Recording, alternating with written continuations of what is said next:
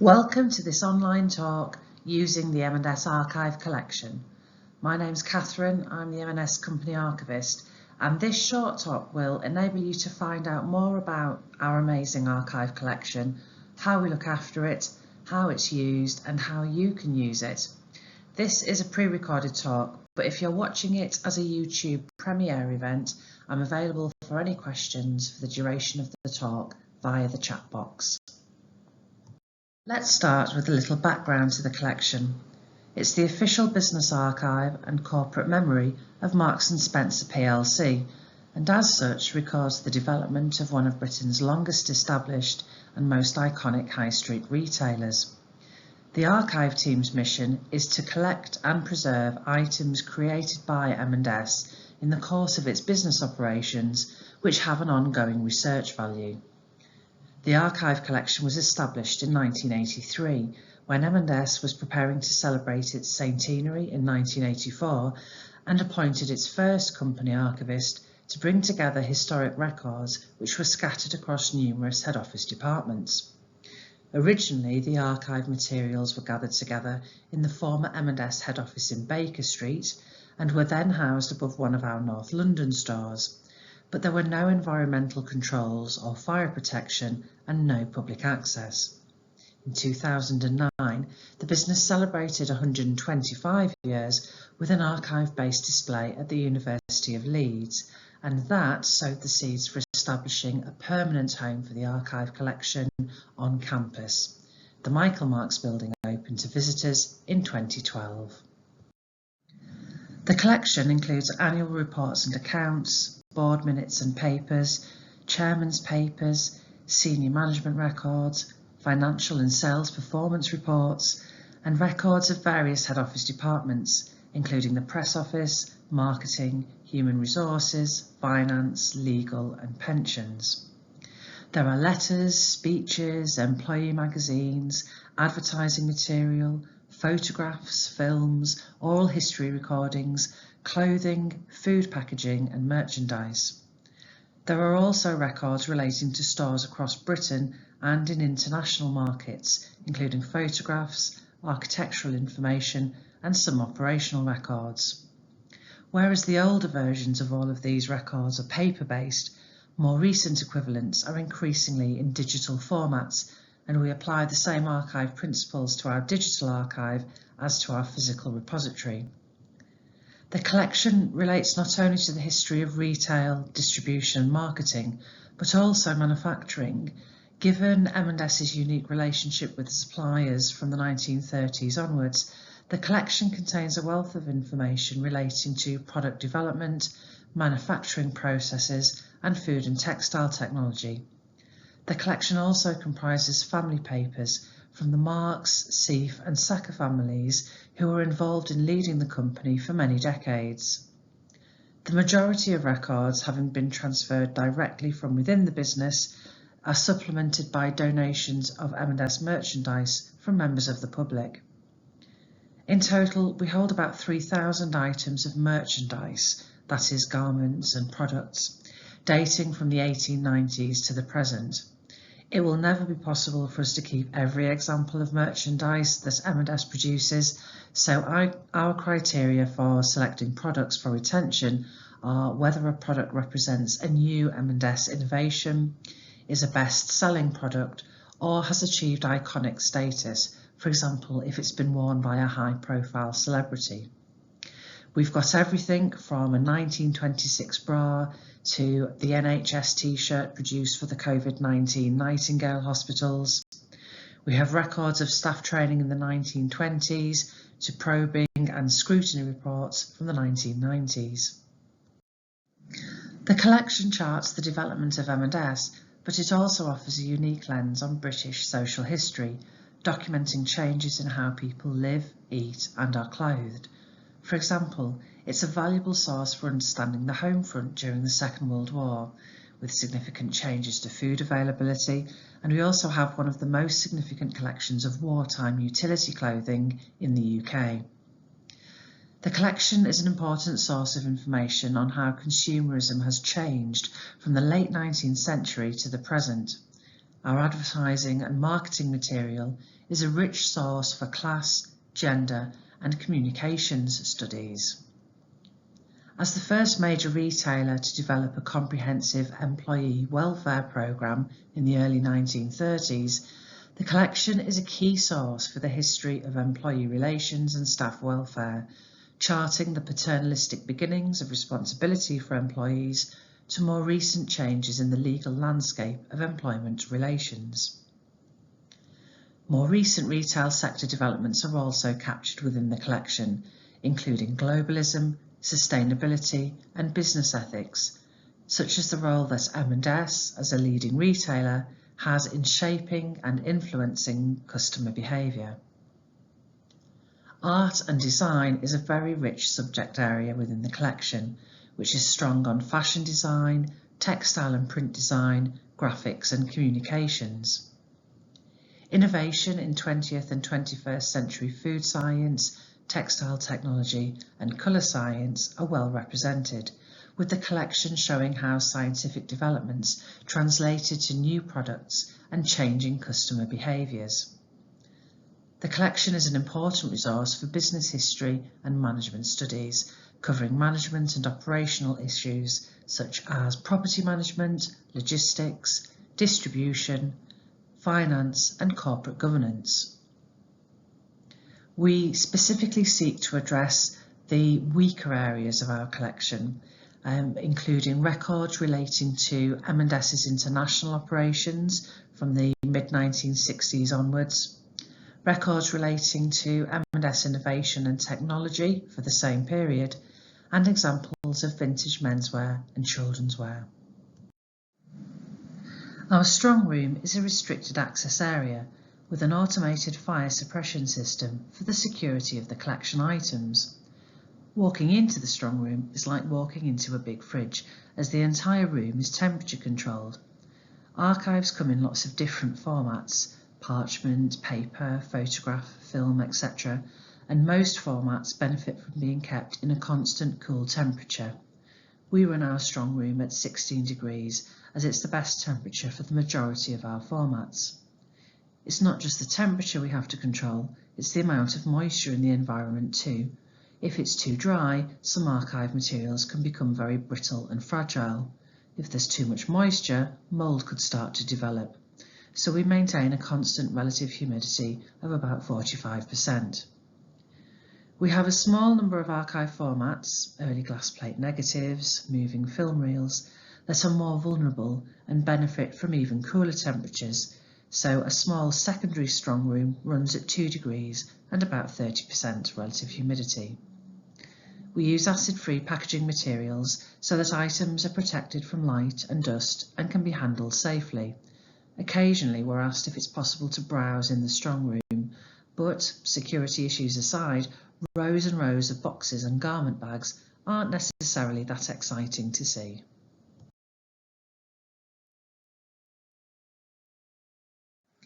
And we keep track of it all through a collection management system or archive catalogue. This logs every donation or batch of material as it's added into the archive collection, so that we have a box list which gives a good summary of the contents of each box within the strong room. But to make the material more accessible for researchers, the archivists then catalogue the material. This means that each and every individual item gets its own unique reference number, a description that summarises what the item is and what information it contains, and a position within the archive collection hierarchy. This hierarchy position is determined by which part of M&S created the item and for what purpose, and we try to mirror the original hierarchy or structure so that researchers can make sense of how M&S organised itself as it went about its day-to-day business. The context of historical sources can be very important. For example, it could be very important for a researcher to know whether a document about subject X was created by a technical team within M&S and the document was produced as an internal report for other M&S colleagues, or whether the document was created by the marketing team and was intended for external consumption. That's why we always try to reflect the structure of the business when we're cataloguing records, and why we avoid simply pulling together every item relating to Subject X and boxing them together.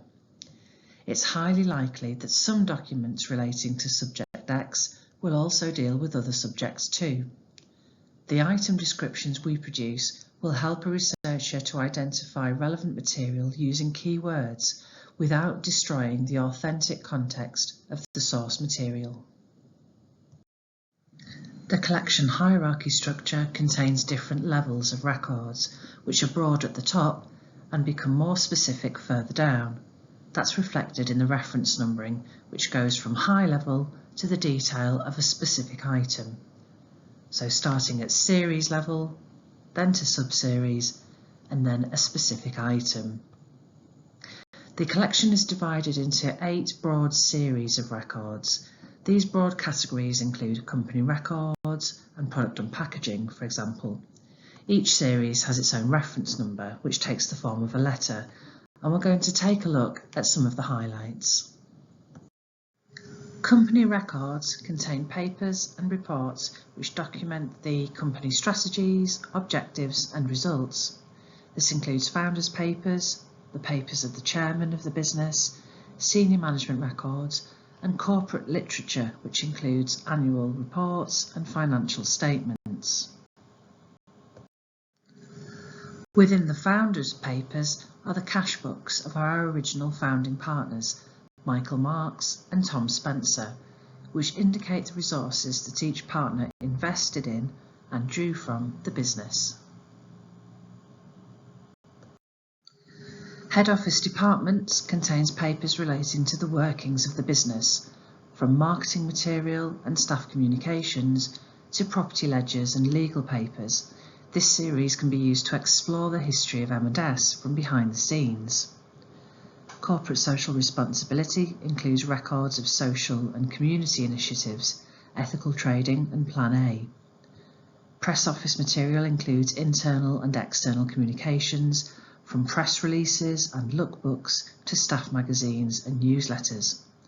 You'll only find content that the press office created and distributed to the media, rather than all the collated media coverage that appeared as a result.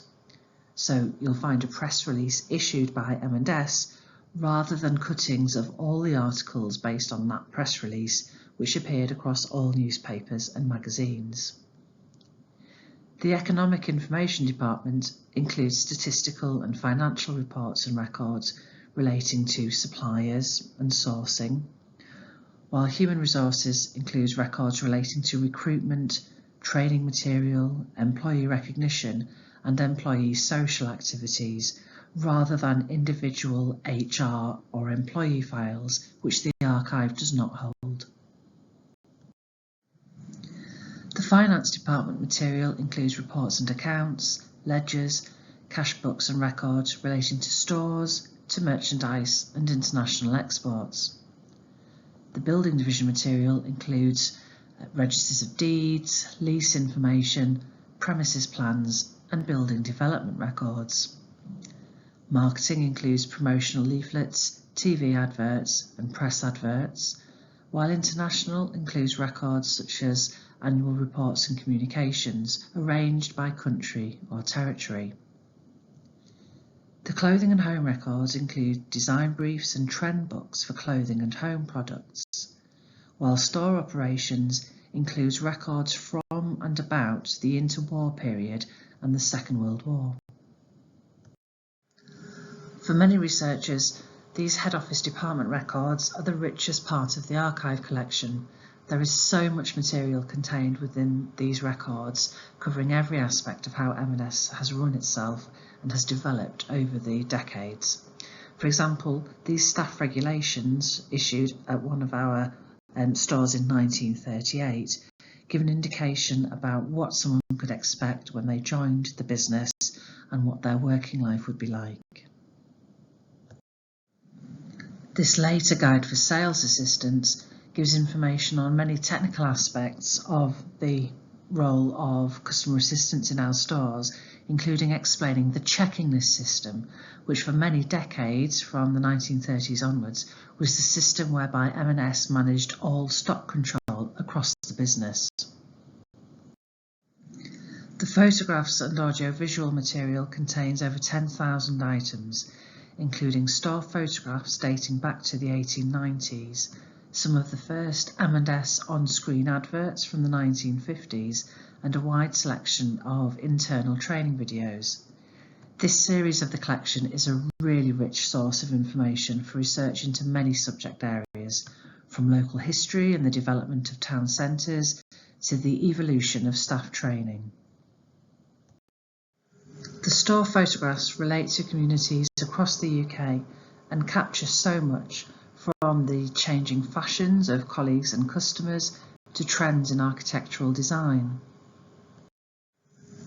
The employee papers comprise material from notable employees who are often the specialists and experts in very specific fields of M&S operations and activity, whether it was in design, technology, or operationally. There's so much rich material across these papers, and this is often one of the parts of the collection that researchers find very, very rewarding for research. For example, within the papers of Flora Solomon, who established staff welfare in the 1930s, is her working copy of the Personnel and Welfare Manual from the late 1940s, covering every aspect of staff recruitment, employment and development. The collection includes the personal papers of some members of the founding families, notably members of the Marks and Seif families who led the business. But whereas other parts of the collection capture their business activity at M&S, these personal papers reflect their wider interests and endeavours, including philanthropy and involvement in external organisations. The material created by stores includes documents, photographs and objects relating to UK and international stores. While the product and packaging series contains several thousand items of packaging and merchandise dating from the 1880s up to the present day, from merchandise sold at our Penny Bazaar stalls to the latest designs and innovations, this material explores how the customer offer has changed over the last 140 years. Wherever possible, the reference numbers of items in this series reflect the product numbers that appear on clothing and home items for sale in store today. To help navigate all of this, we have a collection guide which gives a detailed overview of the collection and explains the structure and contents of items we hold. There are paper copies available on site at the archive, and it's also available to view online, so it's definitely worth a look before starting any search within the archive catalogue. We also produce a range of themed timelines. These can be helpful if you're looking for an overview of how particular topics or themes have developed within M&S over the decades, to help you to define or narrow down what you'll make a search for within the archive catalogue. We'll move on to the archive catalogue shortly, but first you might be interested in how M&S as a business makes use of its archive collection. We're very much a working business archive, and the material we hold supports M&S with legal cases, for example copyright, inspiration for new products, and celebrating milestones with colleagues and customers. Here are just a few recent examples of archive-inspired products and packaging. In 2023, our floral 1970s bed linen provided the design inspiration for the paper wrap used on some of our floral bouquets. Photographs of some of our early shop premises informed illustrations that are featured on the packaging on our best-selling food and drink gift hampers, and original menswear from the archive collection was reimagined for a best-selling range of men's classic casual wear.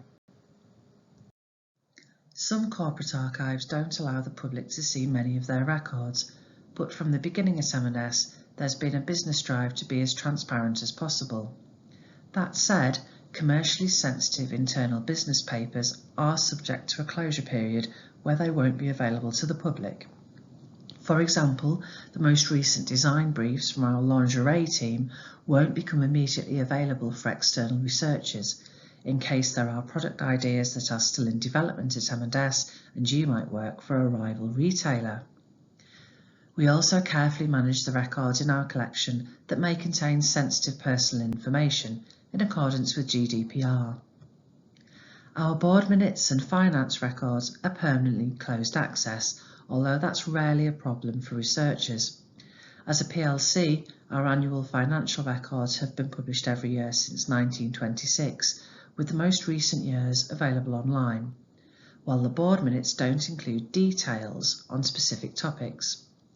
Board meetings used to last for an entire day, but the historic minutes of those meetings comprise of a single page of writing, recording only which board members were present and any decisions relating to shares or business-wide operations, but it's only the decision itself that's recorded in one brief sentence. To understand the detail or thinking behind those decisions, it's departmental records and reports that a researcher needs to consult. And the archivists will always try to help a researcher find the information they're looking for by suggesting possible alternative collection sources that may cover the same information from a different angle. We recently analysed the subject areas that come up most regularly when we're dealing with on-site or digital reading room bookings for researchers, or answering inquiries relating to specific items within the archive collection, or hosting school or college sessions, and this gives an overview of the topics that people are researching within our archive collection. Researchers may have very personal questions they're looking to answer. For example, they may have had an ancestor who worked for M&S, or they're trying to find images of a specific M&S product that they remember from their childhood. Or researchers may be working on college or university projects or publications on local, social or business history. These are just some of the postgraduate research topics that the M&S Archive collection has been consulted for recently, which just gives an idea of the depth and breadth of the subject coverage within the collection. So, how do you find the specific archive items that might help you with your research? Our archive catalogue is available via our website, along with a short film and FAQs, to help guide you if you have any questions or problems. You can use the main search box here to run a straightforward keyword search across our collection. Let's search for chicken. Search results show us records and objects in the collection with the word chicken in the title or description. You can browse through the search results by scrolling and using the buttons to navigate through the pages. You can use the column headings to sort your results. For example, clicking the date heading will sort the results from earliest to most recent. To view more information about a search result, click on the item anywhere in the row. The record page shows a more detailed description of the item and whether it's available for researchers to use. Many of our records also include a thumbnail image. Some records can be viewed in full using our digital archive. If you see the words View in Digital Archive at the bottom of the screen, you can follow the link to view the item online. For more information about the digital archive, we have a separate video. Let's go back to the catalogue. Note the reference numbers of any item that you're interested in. You'll need the reference number if you want to contact us to arrange to view the material. To view other records in the same series and to see how they fit together, click on the reference number itself, which will show where the item sits within the archive collection. Or click on the headings at the top to view the series it sits within. From the hierarchy browser or tree view, you can click on other related items, or click the search results button in the breadcrumb trail at the top to take you back to your results. At any time, you can start a new search in the box at the top. If you are searching for an exact phrase, like Percy Pig, use double quotation marks to narrow down the results. If you are interested in dresses, you may want to use an asterisk as a wildcard to search for dress. This will bring up catalogue entries using the word dresses, dressing, and dressed. You also have the option to run an advanced search using this search button here, or you can refine your search if you have already got started. Let's say we're interested in dresses from the 1970s. Enter dress in the Any text box. This will search across both title and description fields. To search by a particular date, date range, or decade, enter this information into the date box. We've entered 1970s in the date field. This will bring up a list of results containing the word dress and dated from the 1970s plus 5 years either side. This brings up quite a large set of results. You may want to narrow it down further. To do this, click Refine Search. You can now add another keyword, for example, Paisley dress, or search within a particular series if you know the reference number. There are helpful hints on how to search as part of the resource, but if you get stuck, can't find what you're looking for, or would like to arrange a research visit to our reading room, please contact us and we'll be happy to help.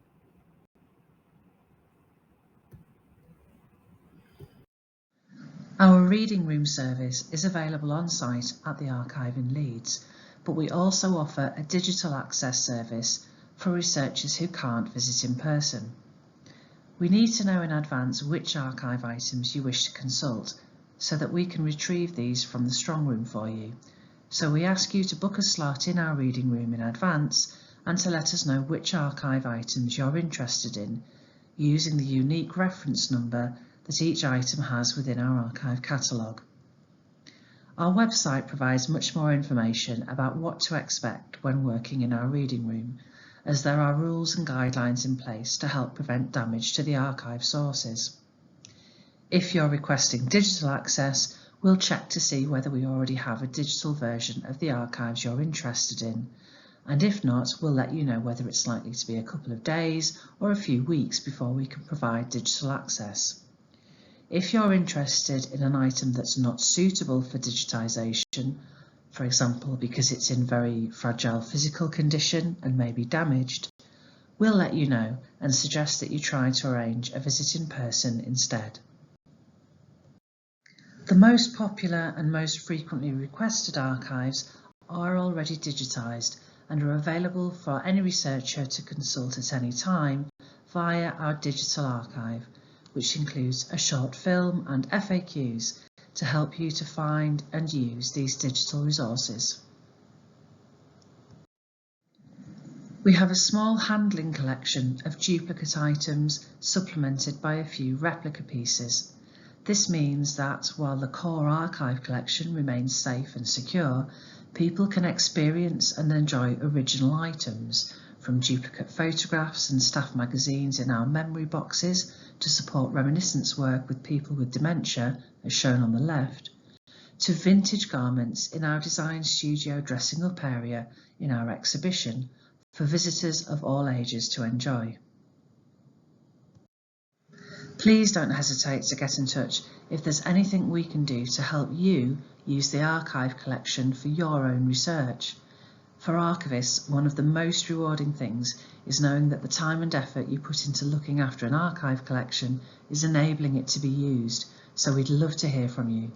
Thank you.